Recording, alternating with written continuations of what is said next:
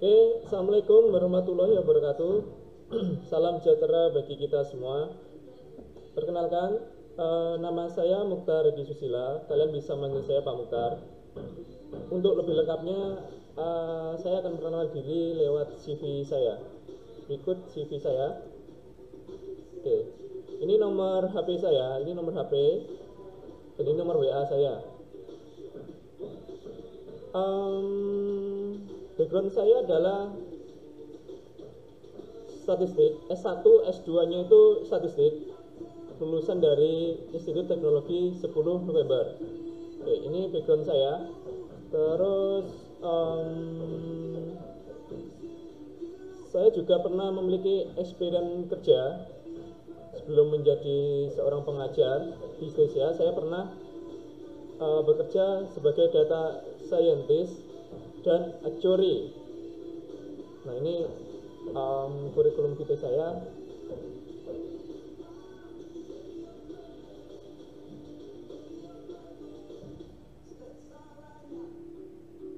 Nah, pada semester ini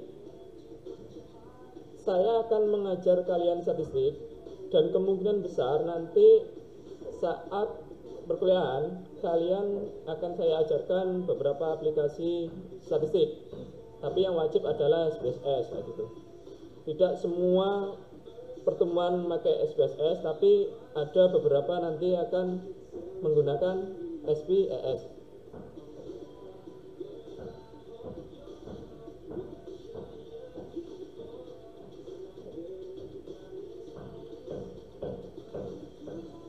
Oke, itu tadi CV dari saya. Kalian bisa membacanya nanti di video. Masuk ke teori, masuk ke perkuliahan kita, yaitu statistik. Oke.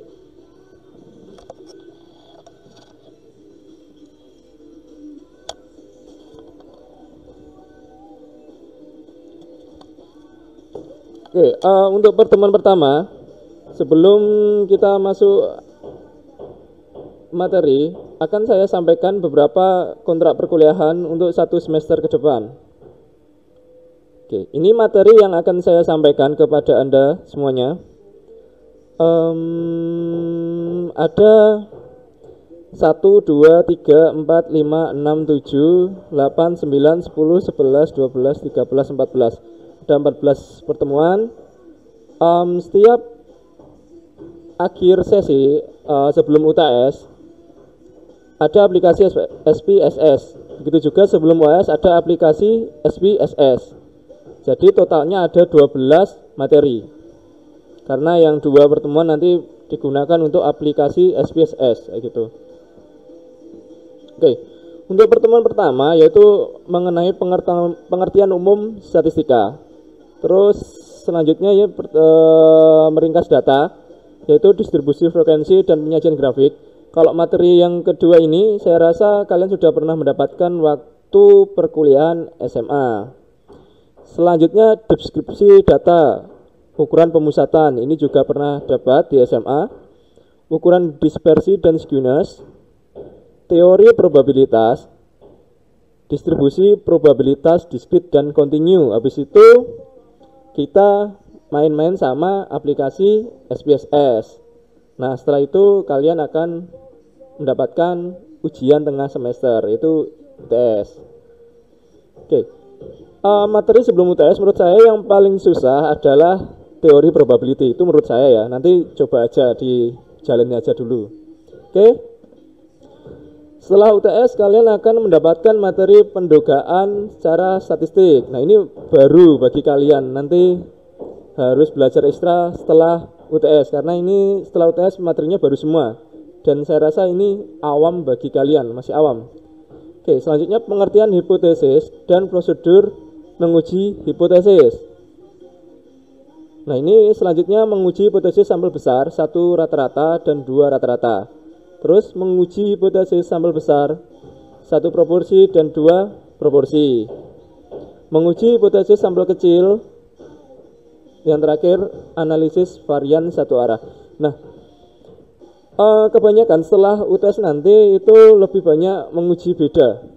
Kayak ini kan satu rata-rata proporsi, nanti ujung-ujungnya itu uji beda gitu. Kayak ANOVA, analis atau disingkat singkatan dari analisis variance.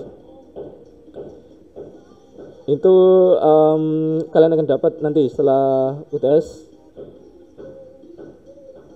Habis sebelum UAS nanti ada aplikasi SPSS. Oke, itu materi yang akan saya sampaikan. Jadi yang hitam itu sebelum UTS, yang biru setelah UTS. Oke, untuk kriteria penilaian, seperti pada umumnya, untuk kriteria penilaian bobot dari UTS yaitu 30%, sedangkan UAS bobotnya yaitu 35%. Dan sisanya 35% yaitu aktivitas kelas.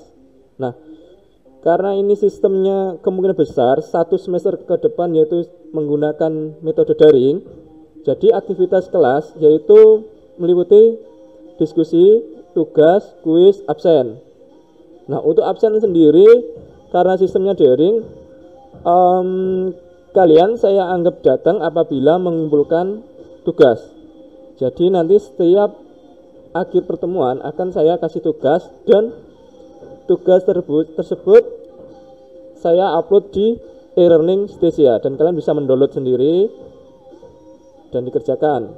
Tapi pesan saya satu, tugas itu untuk latihan kalian, jangan sampai contohan, supaya kalian benar-benar paham apa materi yang telah dipelajari gitu. Oke, itu tadi kontrak perkuliahan. Ini materinya. Nah, kita masuk ke pertemuan pertama. Nah, pertemuan pertama tadi yaitu mengenai pengertian umum statistika. Nah, timbul pertanyaan, statistik sama statistika itu sama atau tidak? Ayo coba dipikir sebentar. Ayo, sama enggak? Beda. Oke, benar, beda sekali. Statistik sama statistika beda. Bedanya di mana? Coba kita lihat slide selanjutnya. Nah, ini. Menurut definisinya, statistik adalah hasil data yang disajikan dalam bentuk tabel, grafik, dan sebagainya. Jadi statistik itu hasil datanya. Oke. Keywordnya di hasil datanya. Itu statistik.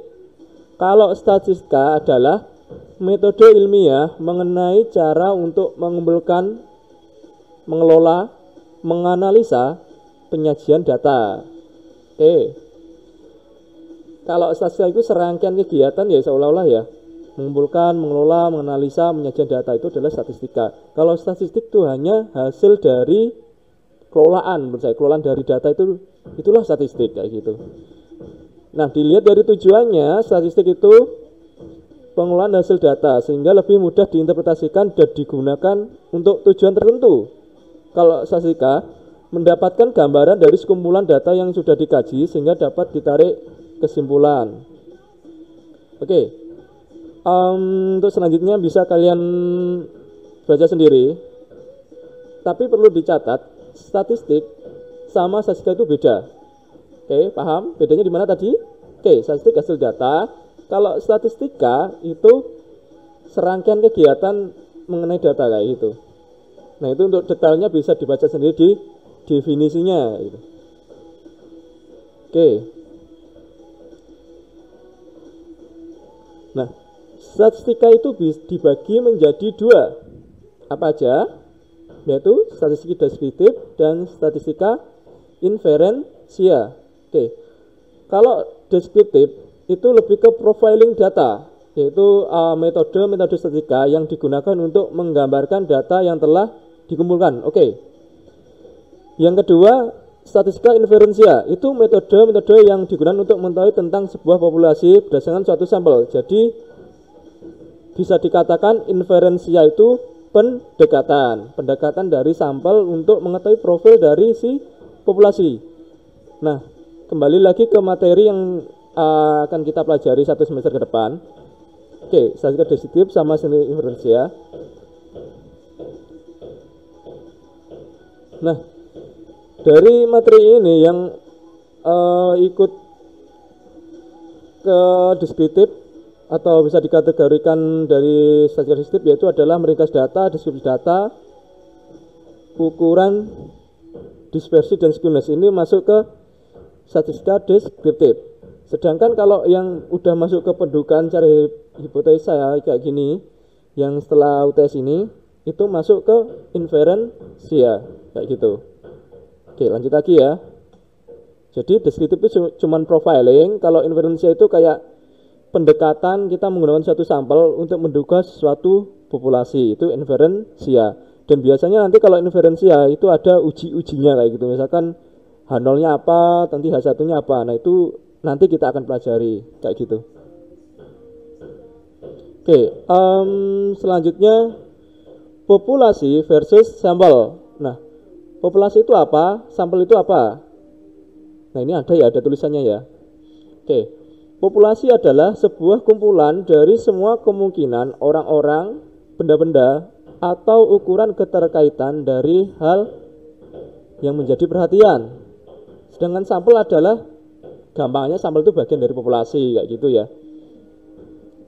Oke, ini saya rasa ini masih pengertian ini masih familiar di telinga kalian. Oke,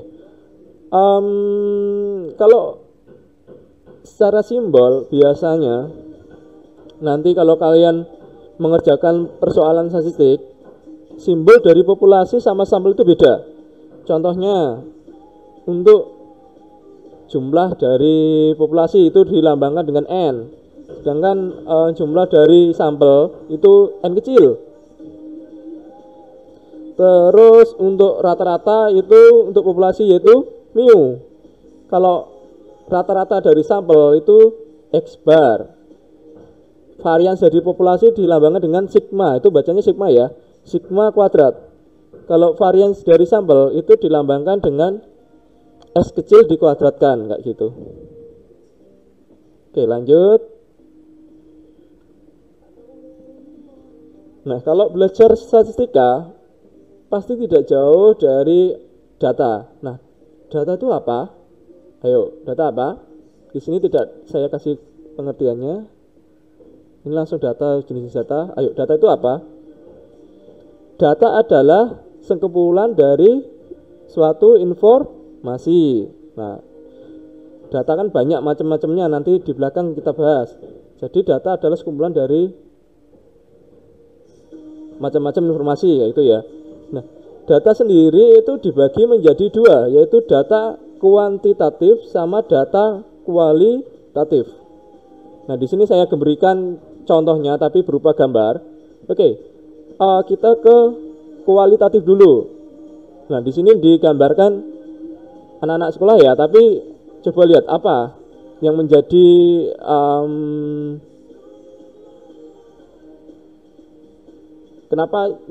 kenapa si anak sekolah ini menjadi contoh data jenis kualitatif? Ayo, ada yang paham? Oke, saya jelaskan. Di sini ada anak yang paling kiri sendiri itu hijau itu TK, terus SD, SMP, SMA, itu karena sendiri juga SMA ya.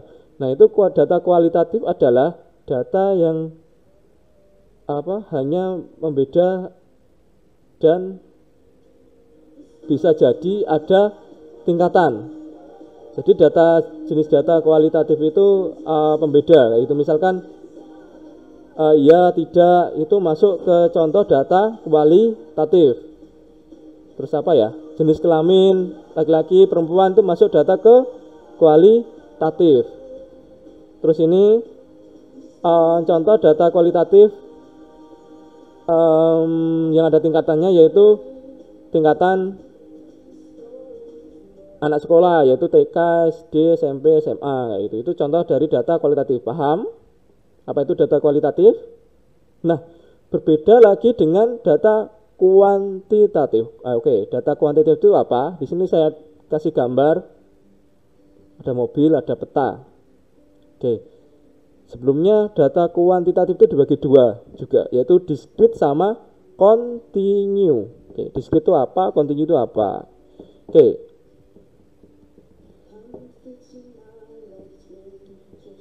Oke, kalau data kualitatif tadi untuk pembeda saja, kalau kuantitatif itu datanya bisa dijumlah atau dihitung. Misalkan diskrit ini dicontohkan oleh banyaknya mobil yang parkir di suatu tempat. Nah, sedangkan kontinu ini dicontohkan oleh jarak suatu kota ke kota lainnya. Jadi misalkan diskrit, kalau diskrit kan jumlah mobil yang parkir di parkiran yaitu sebanyak 50, 51 kayak gitu kan bisa dihitung. Sedangkan kualitatif tadi cuma membedakan jaya, tidak, beda kan? Oke, sekarang yang kontinu jarak dari kota A ke kota B yaitu 9,5 km. Oke, bisa dihitung kan ya? Dan bisa dijumlahkan ya. Oke, nah sekarang apa perbedaannya diskrit dengan kontinu? Kalau diskrit itu tidak ada komanya. Jadi kalau parkir mobil itu nggak ada kan, parkir mobil 50,5 nggak ada. Kalau nggak 50, 51. Kalau kontinu, kalau jarak itu bisa koma. Misalkan jarak A ke kota B yaitu 100,5 km. Bisa gitu. Oke, bisa dipahami untuk data kuantitatif, data kualitatif. Oke, next. Nah ini menurut sumbernya data itu dibagi menjadi dua, yaitu data primer sama data sekunder. Nah data primer itu biasanya bisa diperoleh langsung ke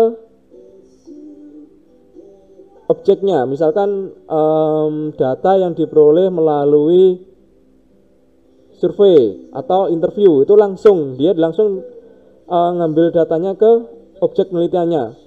Berbeda dengan data sekunder. Kalau data sekunder itu biasanya data diambil dari data yang diperoleh dari misalkan data dari ngambil dari web, ngambil data dari instansi. Nah itu data sekunder karena kita tinggal pakai saja. Karena kita nggak mengkolek, tapi yang mengkolek orang lain, kita menggunakan data kolekan orang lain. Itu dinamakan data sekunder kayak gitu. Oke, lanjut. Nah, cara memperoleh data banyak sekali ya cara memperoleh data. Yang pertama data observasional, kedua data wawancara, ketiga data eksperimental, yang keempat data simulasi. Oke, data observasi. Data observasi adalah data yang jadi ini agak rancu ya. Data observasi itu data yang kita peroleh dari amatan. Data ini sekali terjadi dan tidak bisa diulang, digitalkan atau diganti kayak gitu. Terus data wawancara itu biasanya diperoleh dari tanya jawab. Terus data eksperimental. Nah ini kalau data eksperimental itu bisa diulang-ulang, berbeda dengan data observasi itu hanya sekali saja. Kalau eksperimental itu ada rancangan, misalkan kita mau membuat sesuatu itu kita merancang-rancang akhirnya dihasilkan suatu output. Ketika rancangan ini satu rancangan diganti, kita bandingkan dengan rancangan sebelumnya, gimana datanya. Nah itu adalah data eksperimental. Kalau observasi itu misalkan data kayak data dari historis dan tidak dapat diulang lagi. Kayak misalkan pertumbuhan ekonomi Indonesia tahun 2010, 2011, 2012, 2013 kayak gitu. Itu nggak bisa diulang-ulang kayak gitu. Yang terakhir adalah data simulasi. Nah, data simulasi itu bagi statistika yang advance. Jadi kadang-kadang orang-orang itu pakai mensimulasikan data berdasarkan dari model. Nah, kayak gitu. Nanti kita belum sampai ke data simulasi. Oke, untuk format data nanti kalian harus tahu ya. Nanti karena kita harus pakai software statistik minimal SPSS ya. SPSS nanti ada formatnya. Saya lupa formatnya apa ya. Ini software saya tunjukin software SPSS itu kayak apa, kayak gini.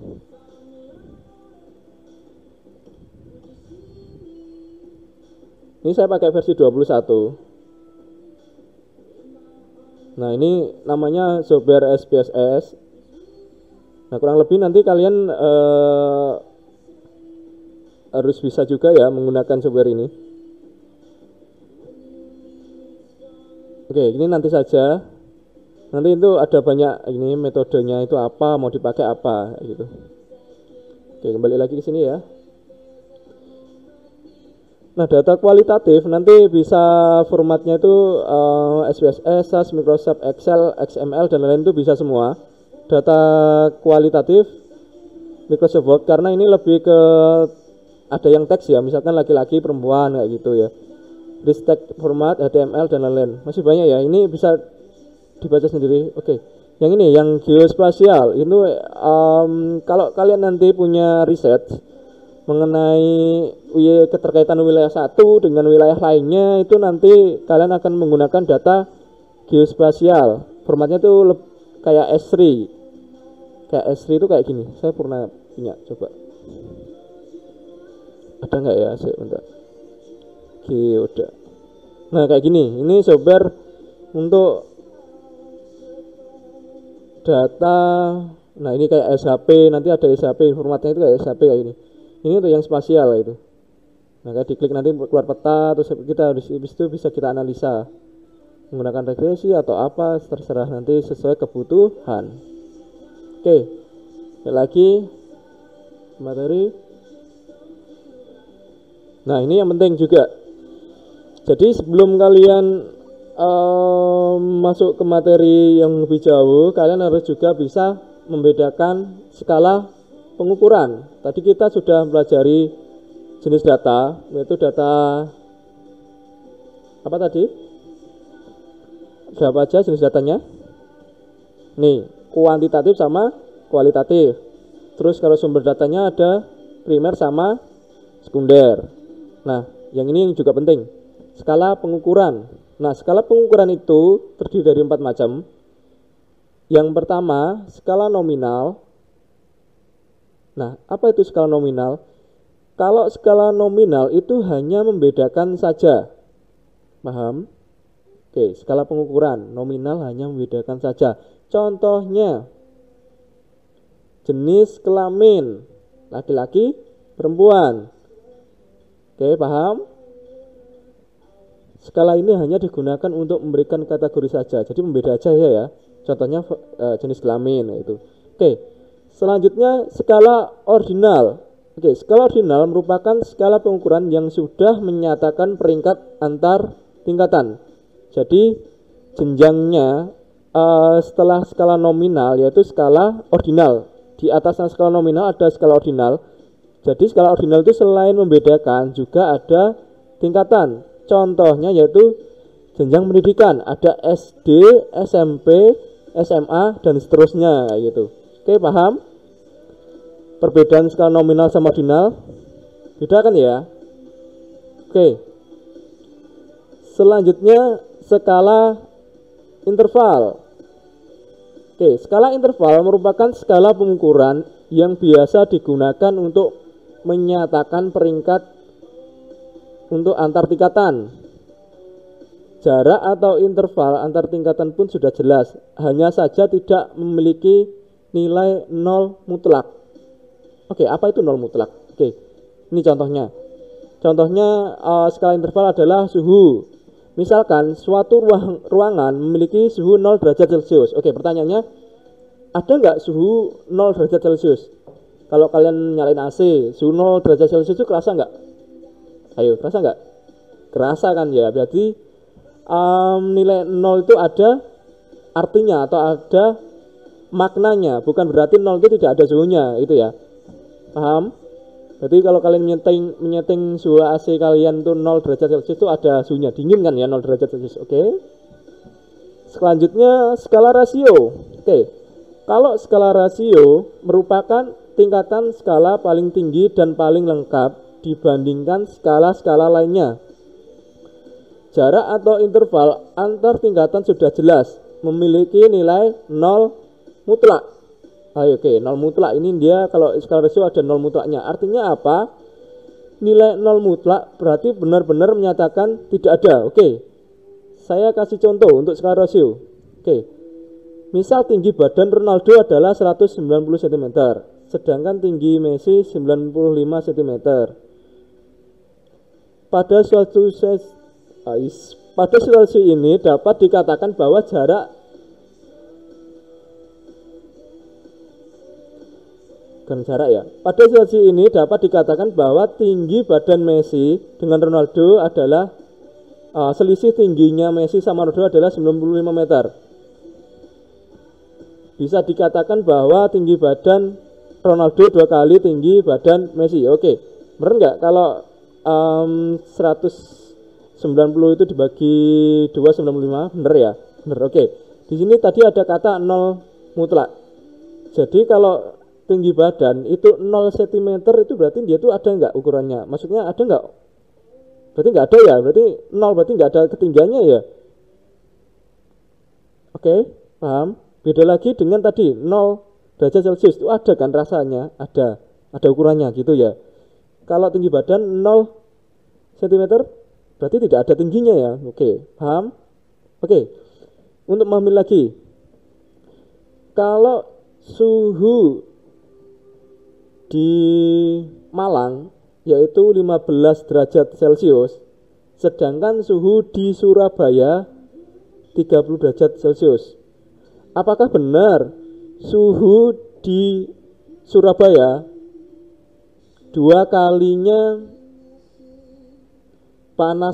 panasnya 2 kalinya suhu di Malang? Bisa nggak kayak gitu? Ayo, bisa nggak? Coba renungkan. Suhu di Surabaya 30 derajat Celcius, di Malang 15 derajat Celcius. Jadi suhu di Surabaya itu panasnya 2 kali suhu di Malang. Bisa nggak? Tidak bisa, karena tidak di situ ada 0 mutlaknya, tidak bisa dikalikan gitu. Beda lagi kayak tadi tinggi badan. Tingginya Messi itu 95 cm, sedangkan Ronaldo 190 cm. Bener enggak tingginya Ronaldo itu 2 kalinya Messi? Bener, karena 95 kali 2 sama dengan 190, dan nilai nolnya cm itu tidak ada, jadi bisa dikalikan. Beda lagi yang skala interval tadi. Oke, penjelasan di sini. Oke, coba dibaca. Nah, nominal itu tipe datanya discrete, kategori only, cuman pembeda aja. Terus kalau yang ordinal, discrete, ordered kategori. Nah, jadi kategori yang sudah dibedakan ada order itu ada kayak apa, tingkatan kayak gitu. Oke, sekarang interval itu datanya continue. Oke, continue. Nah, meaningful interval itu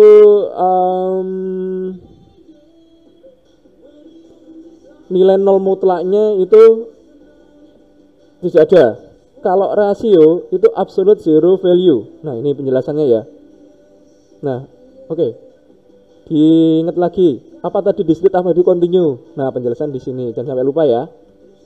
Nah, ini discrete sama continue. Sini ada lagi. Oke, itu tadi skala pengukuran. Ini penting banget, harus dipahami. Nanti kalian kalau misalkan mau bikin penelitian atau skripsi, harus paham data yang digunakan tipenya apa dan metodenya apa. Itu penting sekali kayak gitu. Oke, jadi kenapa sih kalian harus belajar statistika? Karena kalian backgroundnya ekonomi ya. Karena apa? Statistika itu bisa digunakan di segala bidang ilmu. Nanti kalau kalian skripsi, pasti kebanyakan atau 90%, 80% lah akan menggunakan metode statistik. Nah, di kehidupan sehari-hari pun statistik itu digunakan, apalagi di era digital kayak gini. Nah, kalian pasti akan pernah mendengar istilah big data atau big data.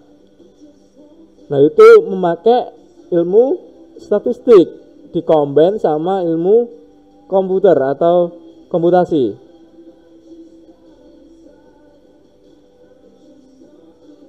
Oke, inilah peranan statistika ya di dunia kerja. Peranan statistika di dunia kerja. Oke, karena statistika itu merupakan ilmu yang bisa di measure dengan ilmu lain, itu menciptakan beberapa istilah job. Kayak misalkan ilmu statistika dengan ekonomi, nanti akan muncullah namanya ilmu actuarial science. Nah, itu kombinasi dari ekonominya khususnya finance ya, sama statistika itu. Terus nanti statistika sama IT, nanti bisa muncul ilmu baru, data analis atau data scientist. Nah, itu banyak sekali kegunaan dari statistika, apalagi di era industri 4.0 kayak gini. Nah, ada banyak metode statistika yang bisa digunakan untuk menyelesaikan problem-problem kedepannya untuk di dunia nyatanya kayak itu ya. Nah, ini kayak analisa pemikiran statistika itu seperti di gambar ngecat itu, deskriptif statistik itu untuk mengetahui apa sih yang terjadi. Nah, dari situ kan kita bisa memprofiling data kita, bisa kita gunakan chart atau hitung rata-rata, minimum, maksimum dari data. Itu menurut saya sudah informatif banget. Terus what did it happen? Nah, itu bisa digunakan diagnostik analitik. Terus what will happen? Nah, itu namanya predictive analytic. Nanti bisa digunakan time series. Kalau enggak itu namanya unsupervised machine learning, kayak gitu bisa juga. Terus how can we make it happen? Nah, itu predictive analytic. Nah, itu setelah kita membuat forecast, kira-kira ini kenapa kok bisa terjadi? Nah, itu bisa kejawab. Nah, itulah sebenarnya serangkaian dari statistika, tapi kalian nanti akan belajar dasarnya saja dulu kayak gitu. Oke. Akan ada soal dari pertemuan hari ini. Soal saya upload di e-learning, bisa kalian jawab dan dikumpulkan sesuai petunjuk di soal. Oke, sekian untuk pertemuan kali ini. Terima kasih untuk perhatiannya. Assalamualaikum warahmatullahi wabarakatuh.